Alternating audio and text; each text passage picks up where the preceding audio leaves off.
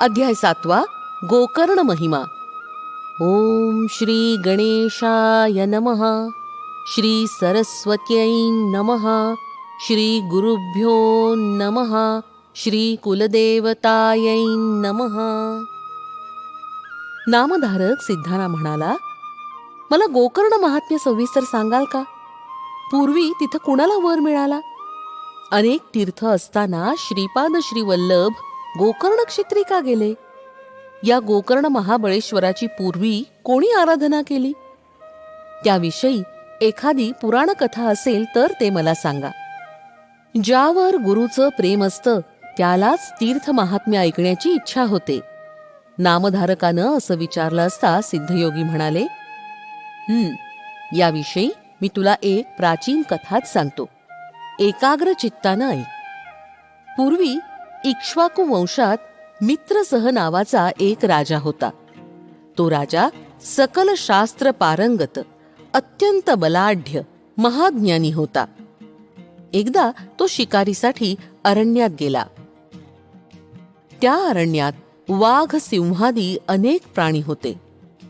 राजा तिथं शिकार करत असताना त्याला एक भयानक दैत्य दिसला. त्याला पाहताच राजानं त्याच्यावर बाणांचा वर्षाव केला. त्या बाणांच्या आघाताने तो दैत्य जमिनीवर कोसळला. त्याचा भाऊ जवळच होता. आपल्या भावाची अवस्था बघून तो रडू लागला. त्यावेळी तो दैत्य मरता मरता आपल्या रडत असलेल्या भावाला म्हणाला, तू जर माझा सख्खा भाऊ असशील तर मला मारणाऱ्या या राजाचा सूड घे. असं बोलून त्या दैत्यानं प्राण सोडले. त्या मरण पावलेल्या दैत्याचा धाकटा भाऊ आपल्या भावाच्या मृत्यूमुळे शोकाकुल झाला. त्यानं राजावर सूड घेण्याचा निश्चय केला. त्यानं मनुष्य रूप धारण करून मित्रासह राज्याच्या राजवाड्यात प्रवेश केला. तेथील अधिकाऱ्यांची गोड गोड बोलून, त्यानं आपलं पाककौशल्य दाखवून राजवाड्यात त्यानं आचार्याचं काम मिळवलं. सूड घेण्यासाठी योग्य संधीची तो वाट पाहू लागला आणि लवकरच त्याला तशी संधी मिळाली. एके दिवशी राजाकडे पितृश्राद्ध होतं. श्राद्धासाठी वसिष्ठ मुनींसह अनेक ऋषी मुनींना भोजनासाठी निमंत्रण होतं. श्राद्धाच्या स्वयंपाकाचं काम नवीनच आलेल्या त्या आचार्याचं रूप घेतलेल्या दैत्याकडे होतं. त्याला ही मोठीच सुवर्ण संधी होती. त्यानं श्राद्धाच्या अन्नात गुप्तपणे नरमांस मिसळलं. वसिष्ठादी सर्व ऋषीमुनी भोजनाला बसले. पत्री वाढण्यात आली. त्या मायावी दैत्यानं वसिष्ठांच्या पानात नरमांस मिसळलेलं अन्न वाढलं. वसिष्ठ हे अंतर्ज्ञानी होते. वाढलेल्या अन्नात नरमांस आहे हे त्यांनी ओळखलं. ते ताडकन पानावरून उठले आणि राजाला म्हणाले, राजा, तुझा धिक्कार असो. तू कपटी आहेस, दुष्ट आहेस. श्राद्धाच्या दिवशी तू ब्राह्मणांना नरमांस खाऊ घालतोस. या तुझ्या पापकर्माबद्दल तू 12 वर्ष ब्रह्मराक्षस होशील, असा मी तुला शाप देतो. ही शापवाणी ऐकताच मित्रसह राजा भयंकर संतापला. कारण त्याला यातलं काहीच माहिती नव्हतं. आपली काहीही चूक नसताना आपल्याला विनाकारण शाप दिला आहे या विचारानं त्याला रागही आला. मग तोही प्रतिशाप देण्यासाठी हातात पाणी घेऊन वसिष्ठांना म्हणाला, ऋषीवर्य, तुमच्या पानात नरमांस वाढलं गेलं आहे याची मला माहिती नव्हती. हे कपट कारस्थान दुसऱ्याचं कुणाचं तरी असणार. नीट चौकशी न करता आपण मला शाप दिला. या अन्यायाबद्दल मी आपणास प्रतिशाप देतो. असं म्हणून त्यानं तळहातावर पाणी घेतलं. तेव्हा त्याच्या पत्नीनं मदयंतीनं त्याला रोखलं. ती म्हणाली, नाथ, तुम्ही हे काय करत आहात? स्वतःला आवरा. गुरुना शाप देण्याचा तुम्हाला अधिकार नाही. हे पाप करू नका. आता जे घडेल ते घडेल. आता त्यांचे पाय धरून उशाप मागा, यातच तुमचं भलं आहे. मदयंतीनं असं सांगितलं असता राजा भानावर आला. पण हातातील शापोदक कुठं टाकायचं? ते जमिनीवर टाकलं तर ती जमीन नापीक झाली असती. म्हणून त्यानं ते शापोदक आपल्याच पायांवर टाकलं. त्यामुळे त्या राजाचं नाव कल्माशपाद असं झालं. मदयंती मग वसिष्ठांच्या पाया पडून म्हणाली, ऋषीवर्य, माझ्या पतीवर दया करा. त्यांना उशाप द्या.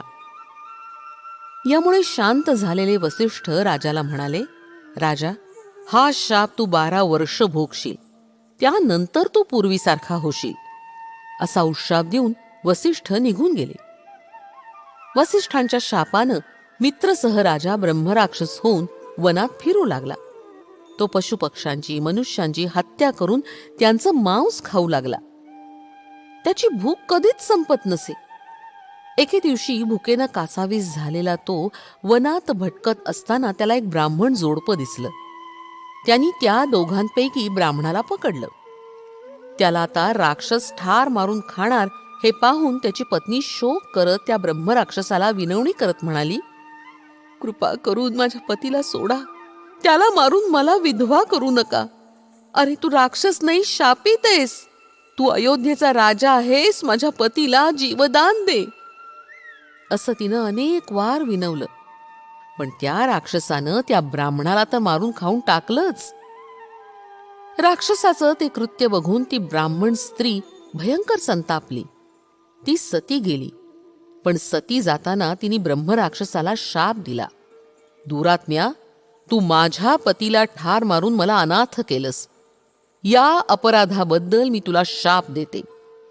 तू शापमुक्त होऊन जेव्हा घरी जाशील तेव्हा पत्नीशी समागम करताच तुला मृत्यू येईल. होता होता 12 वर्ष संपली. वसिष्ठांच्या शापातून मुक्त झालेला राजा वसिष्ठांच्या शापातून मुक्त झालेल्या राजाला आपलं मूळ स्वरूप प्राप्त झालं. तो आपल्या घरी गेला. राजवाड्यात सर्वांनाच आनंद झाला. परंतु त्या ब्राह्मण पत्नीनं दिलेला शाप आठवून राजा अगदी बेचैन झाला. तो मोठ्या काळजीत पडला. त्याला अन्नपाणी गोड लागेना. मदयंतीनं त्याला अस्वस्थ होण्याचं कारण विचारलं. तेव्हा राजानं सगळी हकीकत तिला सांगितली. ती ऐकून राणीला मोठा धक्काच बसला. आता आपल्याला पतिसुख मिळणार नाही, आपला वंश वाढणार नाही, अशा विचारानं ती अतिशय दुःखी झाली. राजानं आणि राणीनं आपल्या अनुभवी पुरोहितांना सगळा वृत्तांत सांगून या शापातून मुक्त होण्याचा उपाय विचारला. पुरोहितांनी त्यांना तीर्थयात्रा, दानधर्म इत्यादी करण्याचा सल्ला दिला. त्यानुसार राजानं अनेक तीर्थयात्रा केल्या, यज्ञयाग केले, दानधर्म केला, अन्नदान केलं, पण पापक्षालन काही होईना. ब्रह्महत्या राजाची पाठ सोडीना. त्यामुळे राजा अधिकाधिक बेचैन आणि अस्वस्थ होऊ लागला. राजा तीर्थयात्रा करत करत मिथिला नगरीत गेला. तिथं त्याला गौतम ऋषी भेटले. राजानं त्यांच्या पाया पडून स्वतःचा परिचय सांगितला आणि ब्रह्महत्येच्या पातकाची सगळी माहिती सांगितली. मग तो गौतमाना म्हणाला, मुनिवर्य, हे सगळं असं आहे. आता मला मनःशांती मिळवून द्या. आज माझ्या भाग्यानं आपलं दर्शन घडलं. तुमच्या कृपेनं मी शापमुक्त होऊन सुखी होईन असा मला विश्वास वाटतो. माझ्यावर कृपा करा. या ब्रह्महत्येच्या शापातून मुक्त होण्याचा मार्ग मला दाखवा.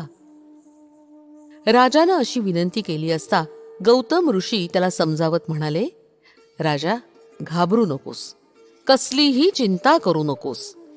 भगवान शंकर सर्वांचं रक्षण करतात.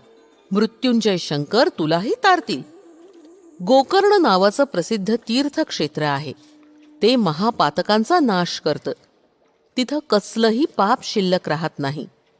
गोकर्ण क्षेत्रात असलेले भगवान शंकर त्यांचं केवळ स्मरण करताच सर्व पातकांचा नाश करतात. तिथं भगवान महादेव महाबळ नावानं राहतात. सूर्याशिवाय अंधाराचा नाश होत नाही, त्याचप्रमाणे गोकर्ण क्षेत्री गेल्याशिवाय संपूर्ण पाप निष्कृती होत नाही. हजारो ब्रह्महत्या केलेला मनुष्यही गोकर्ण क्षेत्री जाताच पापमुक्त होतो. या क्षेत्रात जपतपादी केल्यानं लक्षपतित फळ मिळतं. या क्षेत्राचं महात्म्य इतकं थोर आहे की कार्यसिद्धीसाठी ब्रह्मदेवानं आणि विष्णूनं इथं तप केलं आहे. रावणानं घोर तपश्चर्या करून जे शिवाचं आत्मलिंग मिळवलं त्याची गणेशानं या क्षेत्री स्थापना केली आहे. सनकादी महात्मे आणि साध्यादी मुनिगण इथं बसून भगवान शिवाची आराधना करतात. समस्त पातकांचा नाश करणारे महात्मे सुद्धा इथं सदाशिवाची उपासना करतात. या ब्रह्मांडात गोकर्णापासून दुसरं क्षेत्र नाही. राजा, या तीर्थात सर्व देशांचं स्थान आहे. भगवान विष्णू, ब्रह्मदेव, कार्तिकेय आणि गणेश यांचं वास्तव्य आहे. या गोकर्ण क्षेत्रात कोटी कोटी शिवलिंग आहेत. आता तेथील पाषाणलिंगाची खूण सांगतो. सत्ययुगात शिवलिंग श्वेत पाषाणाचं असतं. त्रेतायुगात ते तांबूस, द्वापार युगात ते पीतवर्ण आणि कलियुगात ते कृष्णवर्णाचं असतं. गोकर्ण महाबळेश्वराचा अधोभाग खूप खोल आहे. तो सप्त पाताळापर्यंत गेलेला आहे. परमपवित्र असं हे गोकर्ण क्षेत्र पश्चिम समुद्राच्या काठावर आहे. ते ब्रह्महत्यादी सर्व पापांचं भस्म करतं. इथे शुभ दिवशी अर्चना करणारे वरती रुद्ररूप होतात. जो कोणी गोकर्ण क्षेत्री जाऊन भगवान शिवाची पूजा करतो तो ब्रह्मपदाला जातो. रविवारी, सोमवारी आणि बुधवारी जेव्हा अमावस्या येते तेव्हा तिथं केलेलं समुद्र स्नान, शिवपूजन, पितृतर्पण, अन्नदान, होम हवन अनंत फळ देणारं होतं. शिवरात्रीला शिवलिंग आणि बिल्वपत्र यांचा सुयोग दुर्लभ आहे. अशा रीतीनं गोकर्ण क्षेत्र हे श्रेष्ठ महात्म्य असलेलं अत्यंत दुर्लभ असं शिवतीर्थ आहे. अशा या क्षेत्री शिवरात्री उपवास, जागरण, भगवान सदाशिवाजवळ निवास या सर्वांचा सुयोग म्हणजे शिवलोकाला जाण्याचा सोपानच होय. अशा प्रकारे गौतम ऋषींनी मित्रसह राजाला गोकर्ण तीर्थ क्षेत्राचं महात्म्य सांगितलं असता त्यानं विचारलं, ऋषीवर्य, आपण हे जे गोकर्ण महात्म्य मला सांगितलं त्याचा अनुभव पूर्वी कोणाला आला होता का? आपणास जर किंवा आपण प्रत्यक्ष पाहिलं काही असेल तर त्याविषयी एखादी कथा असेल तर कृपा करून मला सांगा. राजानं असं विचारलं असता गौतम ऋषी म्हणाले, राजा ऐक. या गोकर्ण क्षेत्री शिवरात्रीला महोत्सव असतो. चारी वर्णातील अनेक लोक इथं येतात आणि भगवान महाबळेश्वर शिवदर्शनानं कृतकृत्य होतात. एकदा शिवरात्रीच्या दिवशी मी सुद्धा गोकर्ण क्षेत्री गेलो होतो. दुपारची वेळ होती. आम्ही एका वृक्षाखाली बसलो होतो. त्यावेळी पूर्वजन्मी अनेक पाप केलेली आणि म्हणून अनेक व्याधींनी जर्जर झालेली एक मरणासन्न अशी चांडाळ स्त्री आम्ही पाहिली. ती वृद्ध, अंध आणि महारोगानं ग्रासलेली होती. तिच्या सर्वांगाला क्षते पडली होती. त्यात कृमी पडलेले होते. जखमातून रक्त आणि पू वाहत होता. सर्व शरीर दुर्गंधीनं भरलेलं होतं. त्यातच तिला क्षय झाला होता. तिच्या शरीरावर धड वस्त्र नव्हतं. ती विधवा होती. तिनं केशवपन केलं होतं. तिच्या पोटात अन्नाचा कणही नव्हता. तहान भुकेनं ती कासावीस झाली होती. तिला धड चालताही येत नव्हतं. क्षणाक्षणाला ती जमिनीवर पडत होती. अशा अवस्थेत ती एका वृक्षाच्या सावलीत येऊन पडली आणि थोड्याच वेळा तिनं प्राणत्याग केला. त्याच वेळी आम्हाला एक प्रसंग दिसला. अचानक शिवलोकातून एक दिव्य विमान खाली आलं. त्यातून 4 शिवदूत उतरले. ते अत्यंत तेजस्वी, बलवान होते. त्यांच्या हातात शस्त्र होती. सर्वांगाला त्यांनी भस्म लावलेलं होतं. त्यांची शरीरकांती चंद्रासारखी होती. अशा त्या शिवदूतांना आम्ही विचारलं, आपण इथं कशासाठी आला आहात? ते म्हणाले, आम्ही या चांडाळणीस नेण्यासाठी आलो आहोत. ते ऐकून आम्हाला मोठं आश्चर्य वाटलं. आम्ही त्यांना विचारलं, अहो, या महापापी चांडाळणीला शिवलोकात कसं काय नेता? कुत्र्याला कोणी सिंहासनावर बसवतं का? या चांडाळणीनं जन्मापासून अनेक पापकर्म केली आहेत. हिनं कधी कुणाला दयामाया दाखवली नाही. हिनं आयुष्यात कधीही जपताप केलेलं नाही, कधी शिवस्मरण पूजन केलं नाही. अशा हिला तुम्ही शिवलोकाला कसं काय नेता? आम्ही असं विचारलं असता शिवदूत म्हणाले, गौतमा, या चांडाळणीची पूर्वकथा सांगतो, ऐक. शिवदूत म्हणाले, ही चांडाळीण पूर्वजन्मी ब्राह्मण कन्या होती. तिचं नाव सौदामिनी होतं. ती दिसावयास अत्यंत सुंदर होती. तिचं लग्नाचं वय झालं, पण तिला योग्य असा पतीच मिळेना. त्यामुळे तिच्या आई वडिलांना मोठी काळजी वाटू लागली. शेवटी एका ब्राह्मणाशी तिचा विवाह झाला. काही दिवस ठीक चाललं, पण तिचा पती एकाएकी आजारी पडला आणि त्यातच त्याला मरण आलं. अकाली विधवा झालेल्या सौदामिनीला तिच्या आई वडिलांनी घरी परत आणलं. ती दिसायला सुंदर होती आणि आता तिनं तारुण्यात प्रवेश केला होता. तिला वैधव्य आलं होतं, त्यामुळे तिची कामवासना कशी पूर्ण होणार? ती तिला स्वस्थ बसू देईना. परपुरुषाला पाहून तिचं मन चलबिचल होऊ लागलं. ती लपून छपून जारकर्म करू लागली. मग व्हायचं तेच झालं. तिचा व्यभिचार लोकांना समजला. लोक तिच्याबद्दल उघड बोलू लागले. गावातील लोकांनी तिला वाळीत टाकलं. मग तिच्या आई वडिलांनीही तिचा त्याग केला. तिला घराबाहेर काढलं. आता तिला सगळंच रान मोकळं झालं. ती सगळी लाज लज्जा सोडून उघडपणे गावात व्यभिचार करू लागली. त्याच गावात एक तरुण श्रीमंत शूद्र होता. त्याच्याशी तिनं विवाह केला. ती त्याच्या घरी राहू लागली. अशा रीतीनं तिनं आपल्या कुळाला काळीमा फासला. कामवासनेनं स्त्रीचा अधःपात होतो. हीन माणसाची सेवा केल्यानं ब्राह्मणाचा नाश होतो आणि ब्राह्मणाच्या शापानं राजाचा नाश होतो आणि विषय वासनेनं संन्यासी अधोगतीला जातो असं म्हणतात. ते अगदी खरं आहे. सौदामिनीला त्या शूद्रापासून पुत्र झाला. आता ती बेधडक मद्यमांस सेवन करू लागली. एकदा मद्यपान करून धुंद झालेल्या तिनं बकरा समजून वासरूच कापलं. त्या वासराचं मुंडकं दुसऱ्या दिवसासाठी म्हणून तिनं शिंक्यात ठेवलं. मग त्या वासराचं मांस काढून ते शिजवून तिनं खाऊ घातलं, स्वतःही खाल्लं. संध्याकाळी गायीची धार काढण्यासाठी ती गोठ्यात गेली. तिथं वासरू नव्हतं, त्याऐवजी मेंढा होता. तिनं घरात जाऊन पाहिलं तो शिंकाळ्यात वासराचं मुंडकं दिसलं. हा सगळा प्रकार तिच्या लक्षात आला. ती कपाळ बडवून रडू लागली. मग तिनं एक खड्डा खणून त्यात वासराचं मुंडकं, हाडं आणि कातडी पुरून टाकली आणि वाघानं वासरू पळवून नेलं असं सगळ्यांना सांगत ती रडण्याचं नाटक करू लागली. तिनं आपल्या पतीलाही हीच थाप मारली. काही दिवसांनी सौदामिनी मरण पावली. यमदूतांनी तिला नरकात टाकलं. तिचे आतोनात हाल केले. नंतर ती चांडाळ जातीत जन्माला आली. ती जन्मापासून अंध होती. दुःखी झालेल्या तिच्या आई वडिलांनी काही दिवस तिचा कसा बसा सांभाळ केला. तिला शिळं उष्ट अन्न खाऊ घातलं. काही दिवसांनी तिला महारोग झाला. आई वडिलांचा त्यामुळे आधार तुटला. नातेवाईकांनी तर तिला पार झिडकारलं. आता ती भीक मागत फिरू लागली. अन्न नाही, वस्त्र नाही, अशा स्थितीतच तिचं आयुष्य गेलं. होता होता ती म्हातारी झाली. तिला अनेक रोग जडले. अनेक दुःख भोगत असलेल्या तिला आता मरण हवं होतं, पण ते येत नव्हतं. पुढे माघ महिना आला. माघ महिन्यात शिवरात्रीला गोकर्ण क्षेत्री मोठी यात्रा असते. त्या पर्वकाळी गोकर्ण महाबळेश्वराचं दर्शन घेण्यासाठी गावोगावचे असंख्य स्त्री पुरुष शिवनामाचा घोष करत त्या गावाच्या गर्जना करीत जात होते.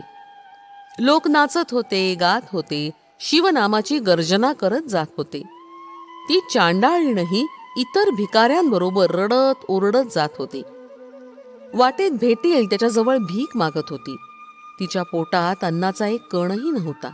अंगावर वस्त्र नव्हतं. सर्वांगाला महारोग झाला होता. तिचं सगळं शरीर दुर्गंधीनं भरलेलं होतं. सर्वांच्या पुढे हात करून धर्म करा, धर्म करा असं ती दीनपणे म्हणत होती. पण कुणालाही तिची दया येत नव्हती. जन्मजन्मांतरी तिनं एकही पुण्यकर्म केलं नव्हतं. त्यामुळे जिवंतपणी अनंत यमयातना तिला भोगाव्या लागत होत्या. ती चांडाळीण गोकर्ण क्षेत्री गेली. तो महाशिवरात्रीचा दिवस होता. त्या चांडाळणीला कोणीही काहीही देत नव्हतं. त्यामुळे तिला आपोआपच कडकडीत उपवास झाला. एका भाविकानं थट्टेनं तिच्या हातात भिक्षा म्हणून एक बिल्वपत्र टाकलं. ती खाण्याची वस्तू नव्हे हे लक्षात येताच तिनं बिल्वपत्र रागाने भिरकावून दिलं. ते वाऱ्यानं उडालं आणि नेमकं महाबळेश्वर शिवलिंगावर पडलं. कडकडीत उपवास, रात्रभर जागरण, शिवनाम घोषाचे श्रवण आणि अजाणतेपणे एका बिल्वपत्रानं झालेलं शिवपूजन एवढ्यानं त्या चांडाळणीची शतजन्मांची पातकं जळून भस्म झाली. भगवान शंकर तिच्यावर प्रसन्न झाले. त्यांनी तिला शिवलोकी आणण्यासाठी आम्हाला विमानानं पाठवलं आहे असं म्हणून त्या शिवदूतांनी त्या चांडाळणीवर अमृत सिंचन केलं. त्यामुळे तिला दिव्य देह प्राप्त झाला. मग शिवदूत तिला सन्मानपूर्वक शिवलोकाला घेऊन गेले. त्या चांडाळणीची कथा सांगून गौतम ऋषी मित्रसह राजाला म्हणाले, राजा, तू सुद्धा गोकर्ण क्षेत्री जा आणि भगवान महाबळेश्वर शिवांचं दर्शन घेऊन कृतकृत्य हो. इथं स्नान करून शिवाची पूजा कर. शिवरात्रीला उपवास करून बिल्वपत्रांनी भगवान शिवाची पूजा कर. असं केलं असता तू सर्व पापातून मुक्त होशील आणि शिवलोकी जाशील. गौतमानी असं सांगितलं असता राजाला अतिशय आनंद झाला. तो गोकर्ण क्षेत्री गेला. तिथं भक्तिभावानं शिवपूजन करून ब्रह्महत्या आणि सतीचा शाप यातून मुक्त झाला. इतकं सांगून सिद्धयोगी नामधारकाला म्हणाले, असं हे गोकर्ण क्षेत्र पुण्यवान स्थान आहे, म्हणूनच श्रीपाद तिथं राहिले. अशा रीतीनं श्री गुरुचरित्रामृतातील गोकर्ण महिमा नावाचा अध्याय 7 समाप्त. श्री गुरुदत्तात्रेयार्पणमस्तु.